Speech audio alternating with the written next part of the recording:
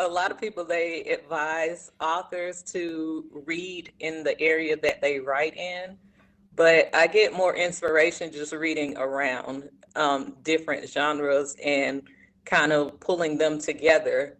What I am going for when I write the character is just a character who feels like a human being. And from there, you let the readers, decide if they like them or not. Yeah. Welcome to MAMWAA. I'm Gordy, your host, and this is the podcast that includes you into my most famous song lyrics. He's a middle-aged man with an attitude, and he didn't even have one till he met you. That's right, I'm the middle-aged man, and my attitude will chatter us through all things that I'm passionate about, from spirituality, the gym and fitness, food, travelling, and music or movies. Quick disclaimer, this list is not exhaustive. So you can get on or you can get off and join us for the episodes that you like the sounds of. Dip in or dip out, as long as you keep dipping. Either way, we've got something to say and we're going in 3, 2, 1 author with a big mission to see more people of colour on the covers of books and inspire the world with both science fiction and fantasy stories. Today on Mama, we are diving into the world of writing with a beautiful individual who loves to write, learn languages, and travel with her family. Welcome to MAMWAA, Sukalia Brown. How are you? I'm well. How are you? Yeah, I'm good, thank you. So, tell us a bit about where you're from just now. Where do you live? What are you up to? Yeah. Well, I am currently living in the United States in Georgia. So I was raised in Florida and moved to Georgia when I was about 3 years old, and I've just been here ever since. Oh, amazing. So, what's good in Georgia? I've never been. Um, well, Georgia, I believe, well, the area that I am in, because there are so many different sections of Georgia. If you're in North Georgia, you would probably want to go to see the mountains and things.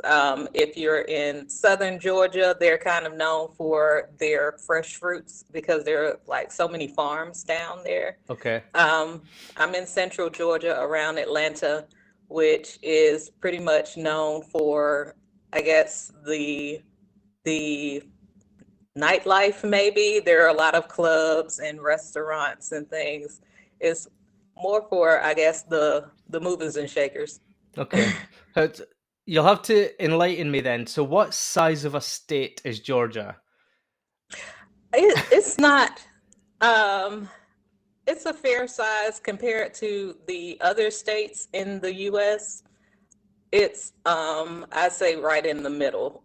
It's not a small state, but it's not big like Texas or California. Okay, so if So, any of the listeners are thinking about a trip to the US and they pinpoint Georgia as somewhere to go, where would mhm. you advise them to go first? First, I would advise them to, I would say to definitely go to the mountains first. So we have Stone Mountain here. If you want to stay close to Atlanta, there's Stone Mountain.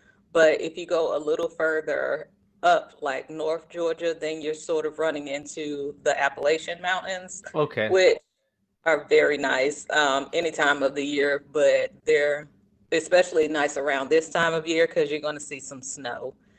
And Stone Mountain, they actually have like this whole setup of, it's not real snow, but you can sled down a hill and things like that. So okay. if you're into nature and such, I would recommend that.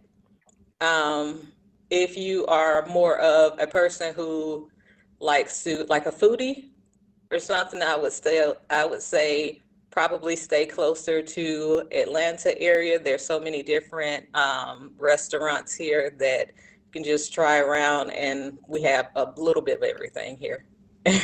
I do know Atlanta because one of the shows I watched, The Circle, I don't know if you've ever seen it, but hmm that used to be filmed not too far from where I am now in Manchester in the UK. So when the Circle US started, they used to fly everyone over to film in Manchester, and then air it as if it was in Atlanta. Really? But now they're actually in Atlanta because the Circle UK doesn't happen anymore, and they've got their own building in Georgia. Well, if Atlanta. So, yeah, Yeah. that's kind of the most I know about Atlanta, really.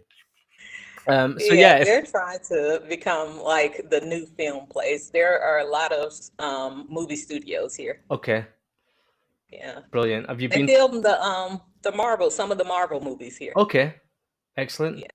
They just did the new Wolverine and Deadpool movie was Yeah. filmed like just a where is it? It's not Yorkshire. It's about 50 miles from where I live just now, and they used one Uh-huh. of the old mining places to do that desert area. So that was quite Oh, cool. wow. Yeah, and then one of the latest Mission Impossible with the airport, they used the Birmingham Grand Central Station as the airport. So we went there for lunch the other day, and we're trying to figure out where they used because it used to have really fancy shops, and they pretended it was an airport. So yeah, Oh, yeah. that's quite good. We have so not too far from us, there's an area that it's our downtown. So I'm living in Conyers, but it's our downtown area that gets so many, I don't know why, but they always film down there. And sometimes they'll block the roads off. But they filmed Doctor Sleep. Okay, yeah, yeah. So they filmed that there and the Vampire Diaries. I Yeah, know of that one. I've not never seen it, but I neither. don't think Tom Cruise will be back because somebody stole his car when he was here. Oh, wow. Yeah, he parked his car behind like a takeaway and it got stolen, so he might not be back. We do it to ourselves over here.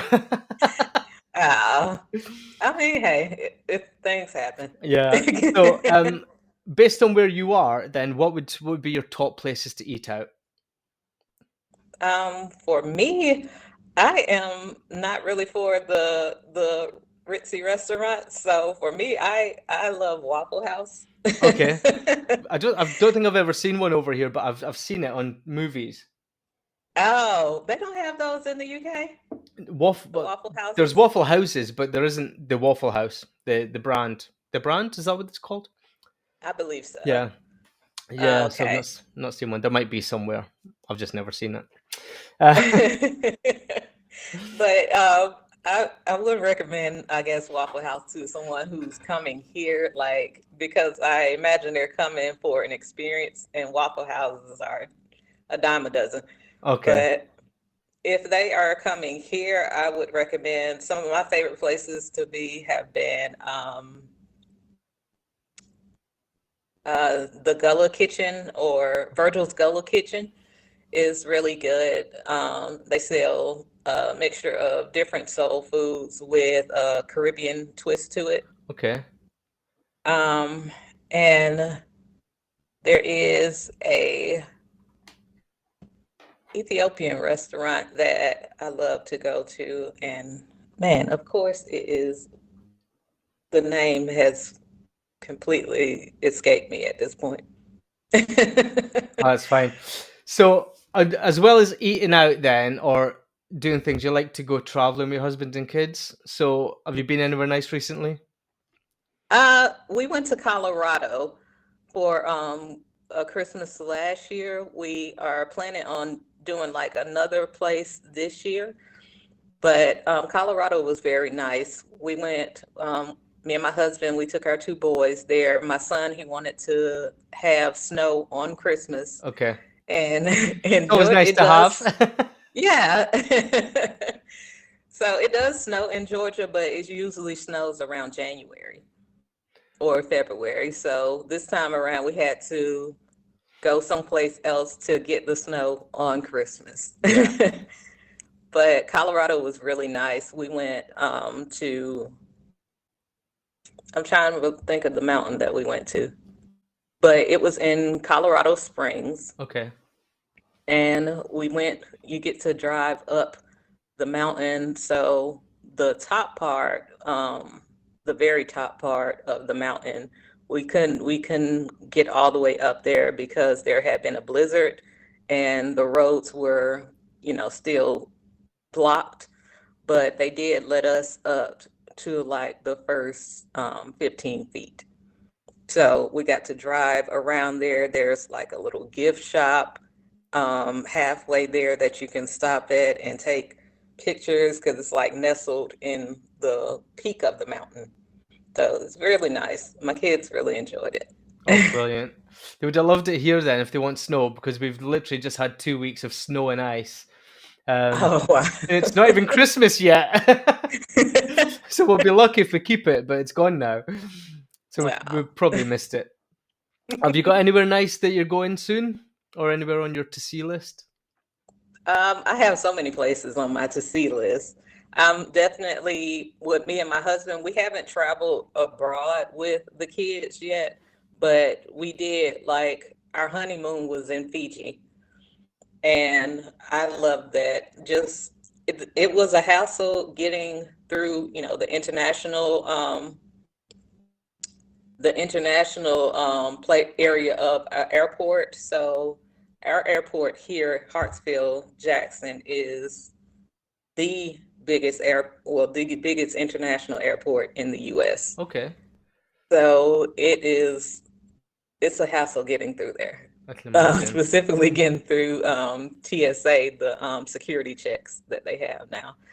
But it was worth it, like to get to another area of the world. Like we basically flew all the way across the world to get to Fiji, but it was beautiful there. The people were so nice, and we stayed at I don't know why none of the names are coming to It's me for fine. these things.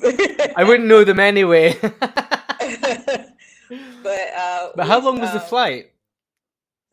it was 5 hours for us to get to California, and then 10 hours from California to Fiji. Oh, okay. Yeah. Yeah, the longest I've ever flown for is 7.5 hours to New York from here. And I was invited to Australia last year, and I'm not scared of flying anymore, but it doesn't excite me. So Yeah. I was like, I can't be on a flight for 24 hours or two flights that take 24 hours. I just can't do it. So I went on a different kind of trip. Um, so Fiji was really nice. So I'm having that itch now. Like I've gone outside of the state, so now I just want to see everything. Yeah. I do want to go to the Mediterranean area, like see Greece and like Athens and stuff like that. Um, Turkey is really big on my list. I think they have really beautiful beaches, and I want to see all of those. I'm Yeah. really into beach life. Yeah. I'd like to go to the Virgin Islands and uh, Scotland just to, see those old castles Yeah. and things. So I'm originally from the Highlands of Scotland. So there is a lot to see in Scotland. And if you go as far as the Highlands, like you get, please excuse me for anybody in Glasgow and Edinburgh, but you get the authentic Gaelic experience if the higher up you go. The city people are going to hate me for saying that, but but yeah, I did take it for granted, and I did not appreciate the Highlands whilst I was there. And now that I live in England and I don't go up so often, I do really miss it. So yeah. Yeah. But as well as traveling, you're an avid reader, which is really Yeah. handy for an author. So Yes. let's talk about what you like to read firstly. Are you mainly sci-fi because that's where your passion to write is, or have you got an interest in other types of genres other than what you write? I honestly, sci-fi is the one that I read the least.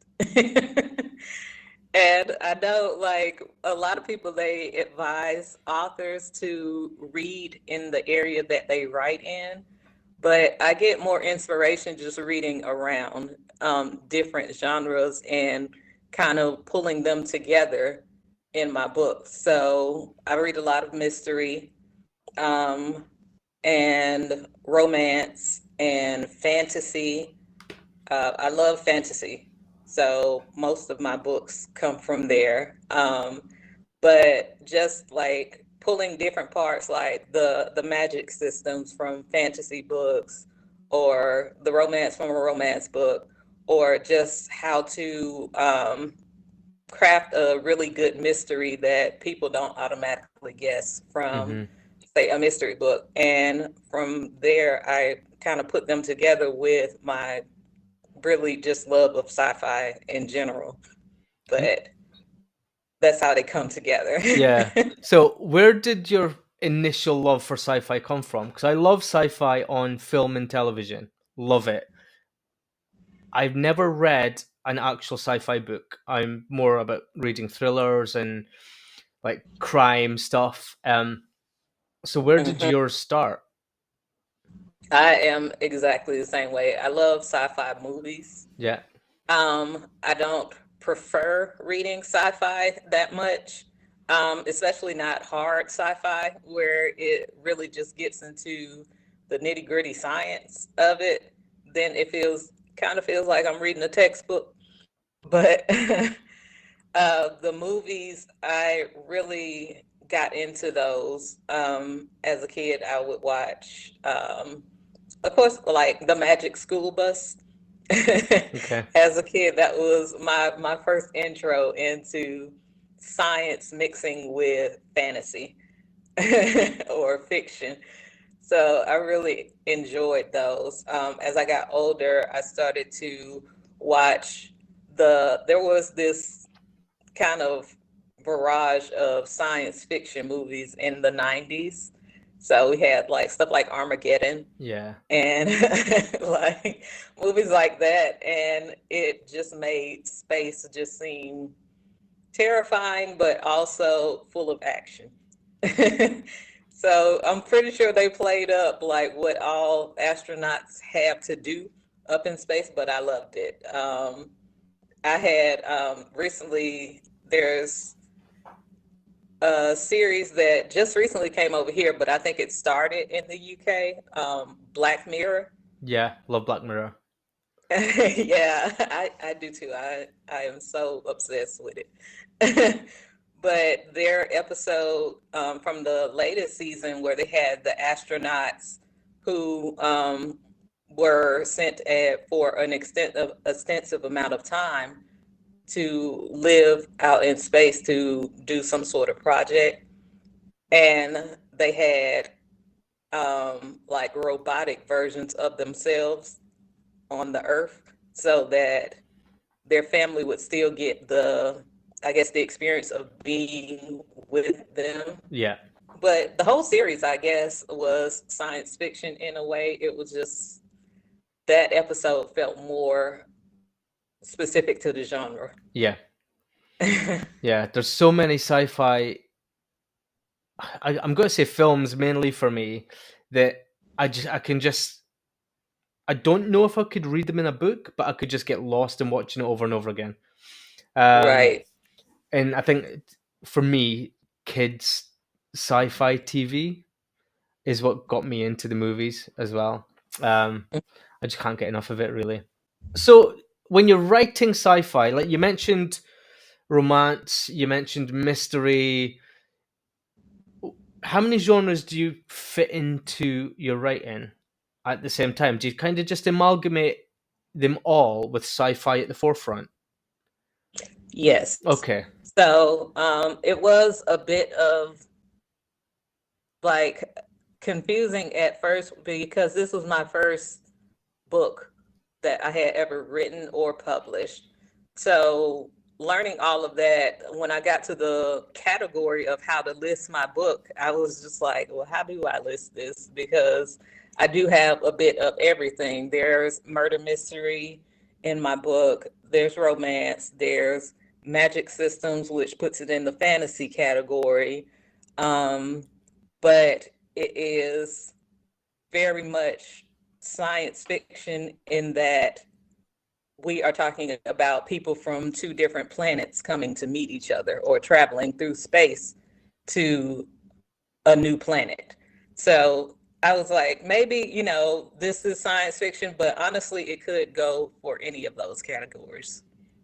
And I'm going to say, what made you use this as your first book then, rather than just write something linear that would be, I'm going to say, much simpler to get your own head around for your first book?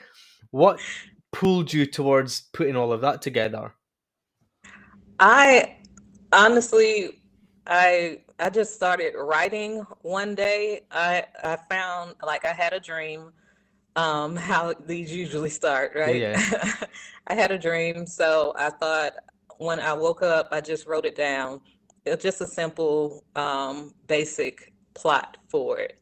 And over time, I kept coming back and adding to it. So I wasn't actually intentionally writing a book. I wasn't thinking that that was, my end goal.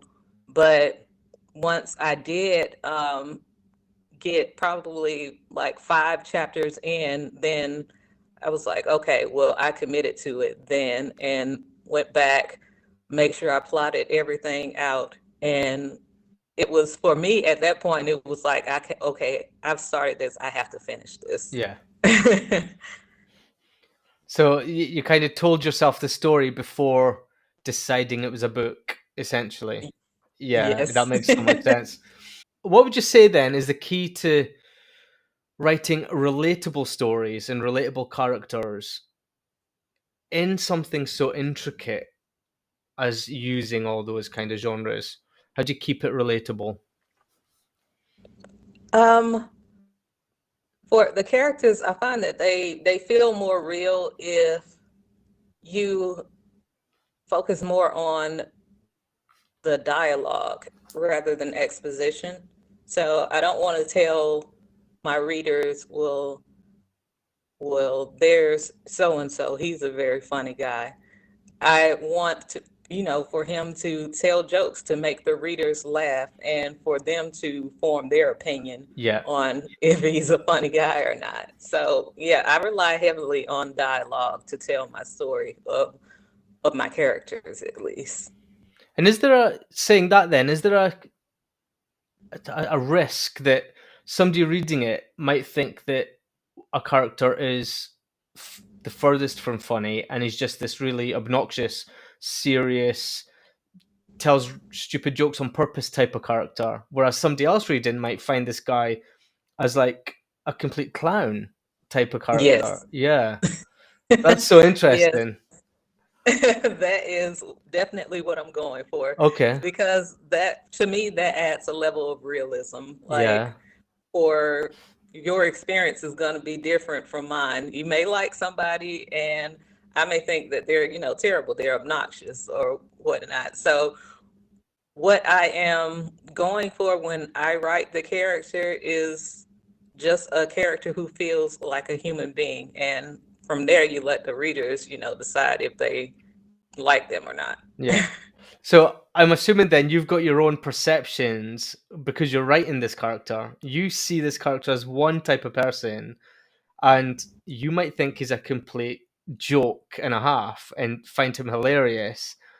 But if a reader then came up to you and went, "Oh, I don't like that serious guy who thinks he's really funny," would you agree, or would you say, "Well, actually, what would your response be?" I would say that I'm glad that you have an opinion on him. I'm glad I'm glad that he came through and made an impression, whether it was a bad impression or a good one. I'm just glad he made an impression Yeah. on you. I neither confirm nor deny that's what was meant to happen. Right. So, like, for anybody listening then who wants to write their first book, what I know you said that you kind of started your story before realizing there was a book there, but what would you advice would you give them to start their research journey before taking that step? A lot of my research came from once for one, I started with Pinterest.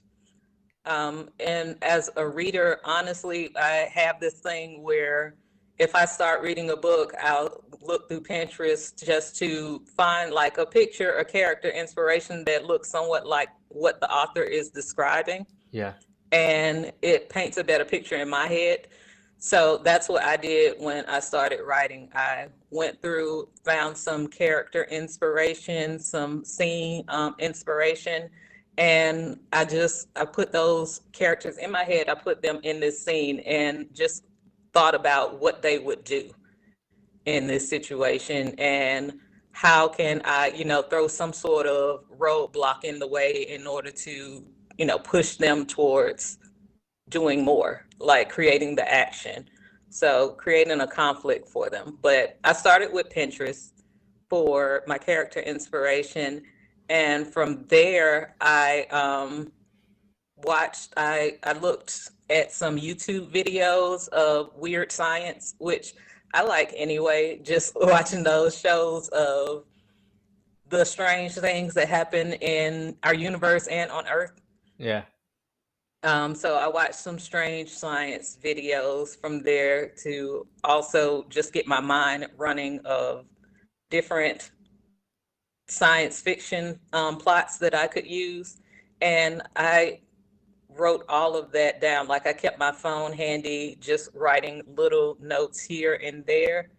And once I had a full story in my head, then I sat down to plot, which I definitely recommend. My first book, plotting is what's going to help you finish your book, because I feel like some people can do that where they just sit down each day and write whatever comes to them. But for me, I find that it feels like a large challenge sitting in front of a blank screen and trying to come up with an idea on the spot. So plotting for me is what helps me actually finish my books. Yeah, I guess those are the stepping stones. Regardless of which stone you step on first, second, third, getting those boxes filled eventually creates the whole picture, doesn't it?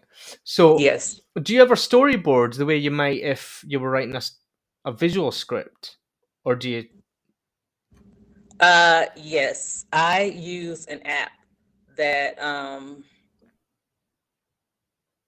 what is the name of this app? Scrivener. Yes. Okay.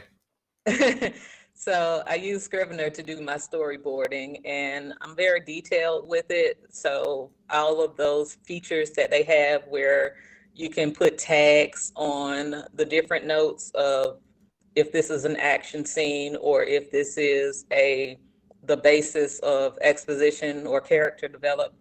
I use all of those so that it keeps me in order. And once I'm finished like writing all of those, then I'll just reorganize them, putting them in the sequence that I need them to be for the book. Brill. So that brings us then to your first book that you just mentioned. So The King's Summit was released in 2023. And that was your first novel, you said. So Yes. I was going to ask where that started for you, but like you said, you had a dream, and that's where it started for you. So how did you get your main characters then to fit the narrative that you had in your story? Did you already know who they were, or did you have to pinpoint who meant more? I hate saying this, but who meant more than others to build that story? Yes. Initially, the entire book was supposed to be from the point of view of my male character. And because the dream that I had was from his perspective. Okay. So I initially started with the first 5 chapters were from his perspective. But when I started telling the story, I was looking around on like Twitter and things, Twitter has a really big, I don't know if they still have it now because Twitter is kind of on the decline here, but they have a really large author base there, and they're just on there giving advice to new writers or to people who are going the traditional route of how to go about doing that. So I was constantly on there too, just talking to different people who had published a novel. And from what I got, they were saying that you have to focus on who whose story is the most important. Yeah. Whose story do you really want to tell? And for me, even though my male character came to me first, my female character had more of a story. So I had to, like I said, at that point I had to go back and plot and figure out my female character. I had no idea what, she was going to be like. I didn't even have a name for her.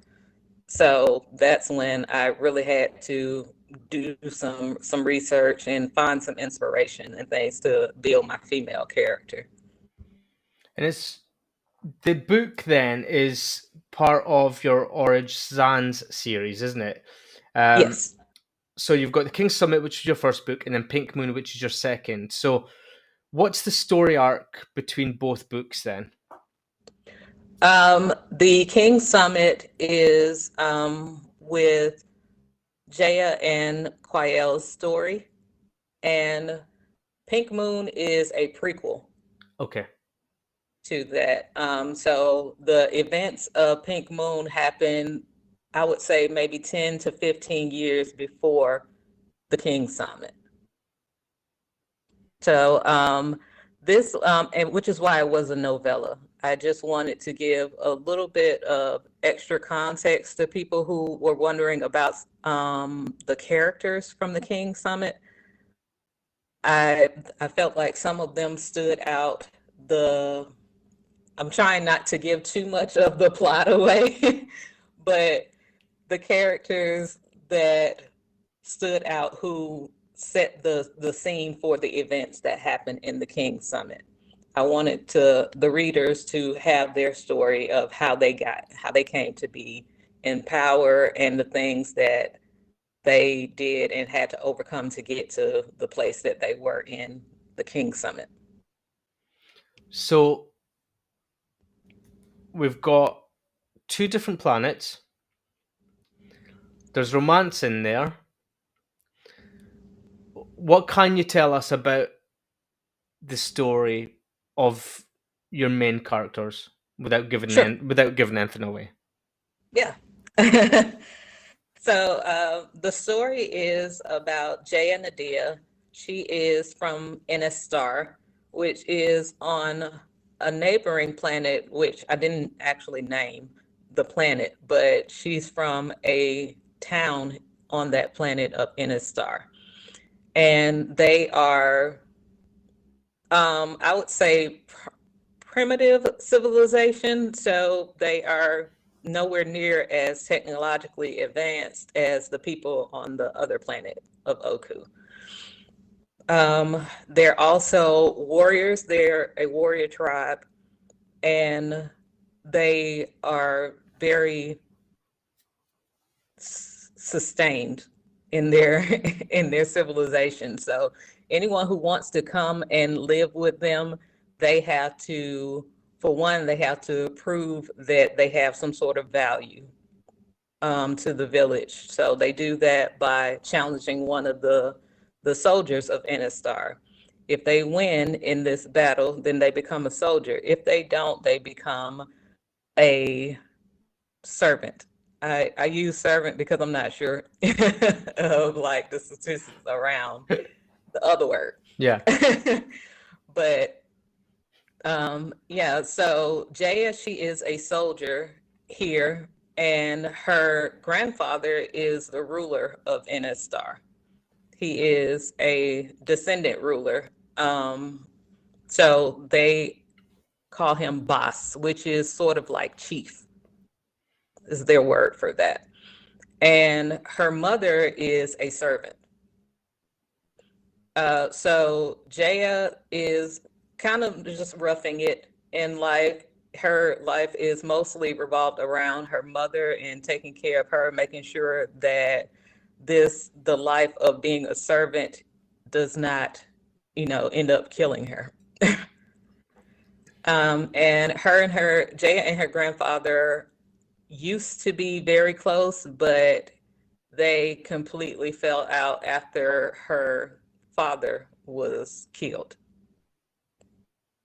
So since then, she has had a strained relationship with her grandfather, but he tells her about this invitation that he received from a neighboring planet to come to a summit of leaders to discuss everything from interplanetary trade to just sharing technology and things like that. He does not want to go, but he tells Jaya that she can go instead. And in exchange, he will free her mother. So Jaya, she takes up, this deal to go to this place. And what she is also a part of her deal is that she will have to kill the king of one of these places and bring her grandfather back his glowing eye, which is like a symbol of his powers or his magic. So Jaya agrees to do this for her mother to free her mom, and she goes to this planet where she is completely out of her depths. Like, it's like everything is trying to kill her on this planet. And the person who comes to get her, he is a somewhat of, he's a traveler. The planet of Oku, they have this system where they like to travel to different planets, explore to the ends of the galaxy. And he is one of those people who does that. So they connect, and Quiel helps her to basically survive and find her way around this new planet here. And Jaya, she gets pulled into this murder that happened 6 years before that she had no knowledge of, but for some reason everybody thinks that she's a part of it in some way. That is a lot, and I'm so excited. So, all the questions that I would have from there, I'm assuming, is then covered in the Pink Moon. Yes. Yes, perfect. So, my next question then is, excuse me, and the first thing I'm going to say here is I recently found out that a tetralogy is a 4-part book series. So my question to you is, do you have plans to have a trilogy or a tetralogy? I can't even say it, never mind, figure out what it is. A trilogy or a tetralogy to expand this? Yes, it will be a 4-part series. Okay.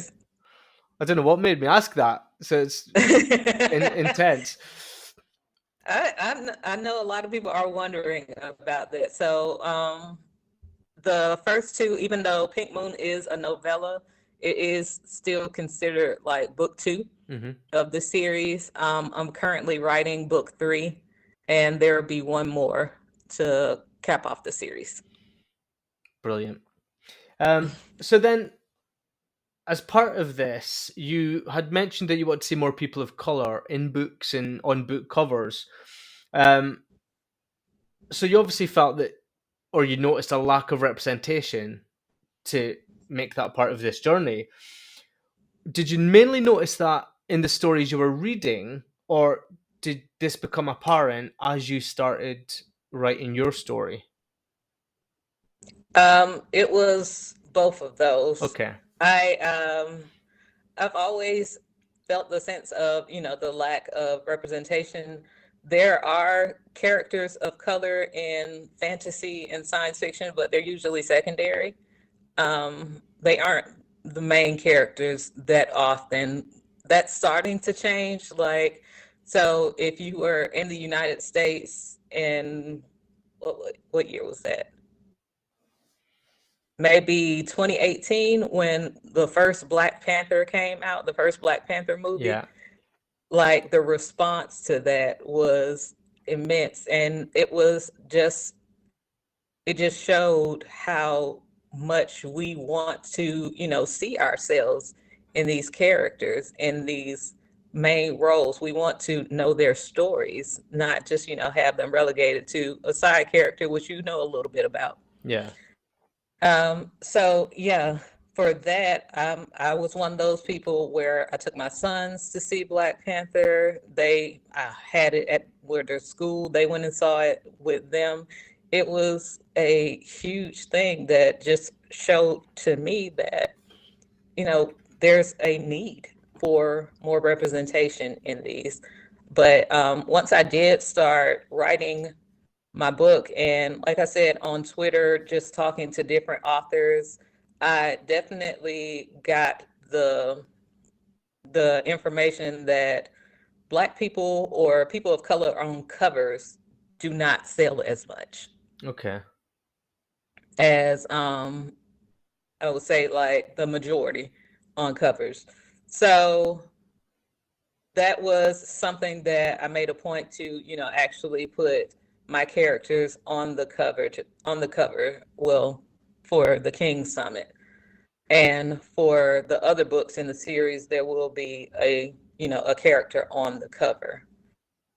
Just because I feel like it's time to put that to rest. That if you put a person of color on a book, the book is not going to sell. Yeah. And that makes so much sense.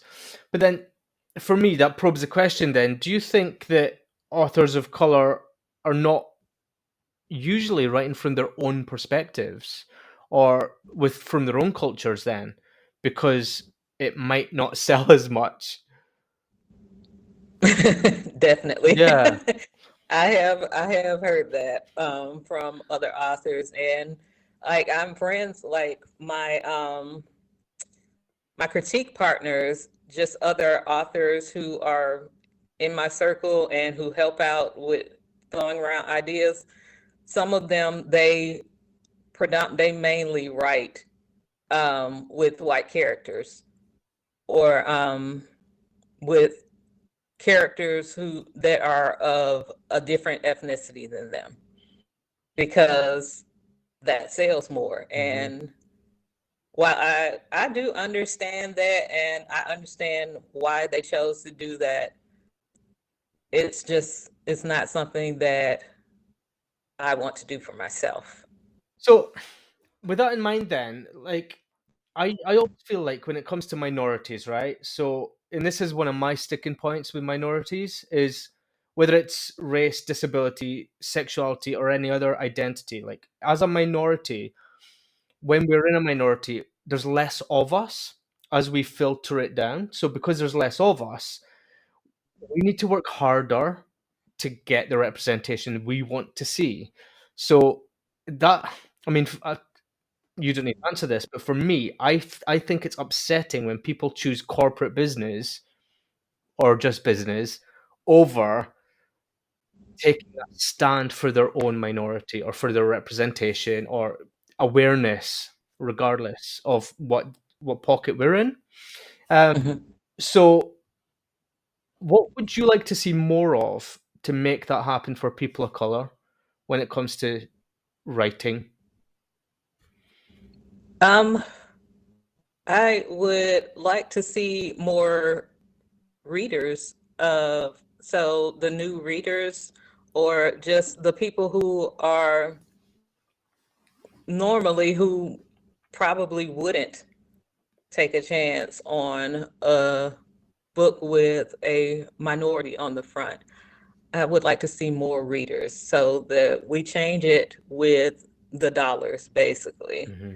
If if we get past this notion that, you know, books with people of color do not sell.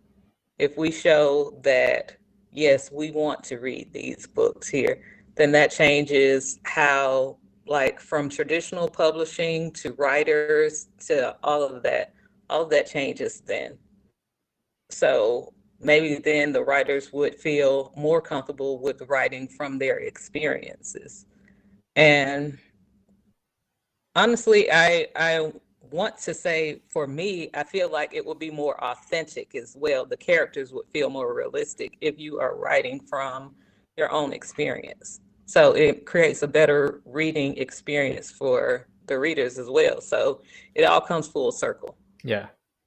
And I just feel that it puts barriers up where there doesn't need to be extra barriers. Does that make sense? I think things like that just really blows my Yeah. mind. It just blows my mind. I can't, especially when it's your own culture and your own representation that's being affected by it. It's just a decision I don't understand why some people would make. Yeah. Money, money. Right. Yeah. um, For a lot of writers, like the money is the bottom line. yeah. And I'm just, for me personally, I'm like, there are so many other ways to make money than writing. Mm, Writing is a passion thing. You have to be passionate about what you're doing because the money is not going to come for a while. hmm Something's Then got to keep you going. that's where I feel that I would understand it more from a first book if that was to be done, rather than just full stop. Like Right. make that decision until you get the attention you need to get, Hmm. and then turn that coin over. Yeah. Like, but talking about culture, you've been learning Spanish as well, haven't you? Yes. And how is that going? So I am currently intermediate. Okay. Like that's my level right now. I'm using Duolingo Yeah. and also Memrise. Those are the two apps that I use. Sometimes I will switch over to this other app that I have. Um, I forget the name of it, but I'm using three different apps to really get the all around education on it. So Duolingo for me offers the vocabulary that I need of building my Spanish vocabulary. Memrise is what I use to for cultural nuance. So it gives me slang Yeah. in Spanish, or like if I am at a restaurant, some things I may hear. And the other one I use for composition. So that helps me with understanding verb conjugation and the gender specificity that comes with Spanish. And I'm sure other language like English, we don't really have the gender associated with the words. So that's helping me with that. Yeah. Brill. How long have you been learning? um, Going on two and a half years now. Oh, that's good. That's good. I started to learn Spanish when I was 24 or 25. Really? And that's 20 years, and I'm almost intermediate. That is me. Like we offer it here in school. Like most of the in middle school, you have to pick like a language or something. And Spanish was full, so I chose French. And I was like almost fluent in French when I was in high school, but now I can't speak a bit of Yeah. it. I can say things in Spanish, but I've got no idea what they're saying back to me. I'm just like, sorry, can you say that in English? I'll speak to you in Spanish if you speak to me in English. It just doesn't work the same way. Yes, I'm the opposite. I'm nervous about speaking in Spanish, so I usually don't. But if I hear it, I can understand what's being said. I'll probably respond in English. Yeah. So, have you spent much time with Spanish people or in Spain? Yes. Okay. So, growing up in Florida, there are a lot of, so I moved from Florida when I was 3, but I did go back and I spent the summers there with my dad. And Florida is the one of the most diverse states, I think, next to California. But there are Cubans there are Haitians there, Mexican Americans, just all these types of, and a lot of them speak Spanish. There are a lot of places in Florida where there are Spanish Walmarts. Yeah. So if you go in the Walmart, like everything is in Spanish. So I was like, okay, and Spanish is becoming just as, is prevalent in the US now as English. So I'm like, this is a language that I really need to learn in order to be able to communicate in any situation. So, do we have any language barriers in your books between the characters if they're from different planets? Yes. Okay. And do they Yes. have Duolingo by any chance? No, so their technology is way more advanced. So there are parts where they need translation, Okay. and they have the technology for that. And just certain parts where things get lost in translation. But for the most part, they do speak a similar language because there is this question of whether their people came from the same place. So by the people of Oku being travelers, Oku is not their first planet. So there's the question of, are these people from this other place, are we related somewhere down the line? Do we share ancestors? Yeah, that's good. Have you ever seen Doctor Who? I've seen the one with, I think, no, that's not it. I haven't seen No, so it. Doctor Who is the guy. It's a British show, and he comes out of a TARDIS, which is a blue telephone box from back in the day, British police box, and he can just understand everyone, no matter what planet he goes to. And he just opens the door and he knows exactly what everyone says because he's an alien that understands everyone, and it's just brilliant. But yeah. So before we finish up, then, where can we and the listeners find all your stuff and everything about you and your work? So I am Sukalia Brown on all of my platforms. That's Instagram, YouTube, Twitter, Threads. You can also, I have a second YouTube channel called the AS Family, and that is a more personal channel for me, but on there I give tips on homeschooling and caring for kids on the spectrum. Excellent. So I'll tell you what, I'll put all the links in the show notes. And thank you for joining us today. That's been a really insightful and interesting discussion. And I can't wait to find out more about your books and the next 2 books that you've got coming out as well. You've been a great guest, and I'm looking forward to hearing about everything. So please do keep us updated. And thank you guys for listening at home or on your walk or in your car, wherever you are. You guys can keep up your reading skills and continue with Sukalia on this journey. And make sure that you guys do subscribe to the show, leave a comment on the MAMWAA podcast, and stay in touch. Make sure you like the video so that we can keep giving you guys the conversations that you like. Please do take care, keep reading, and we will speak to you soon. Bye-bye.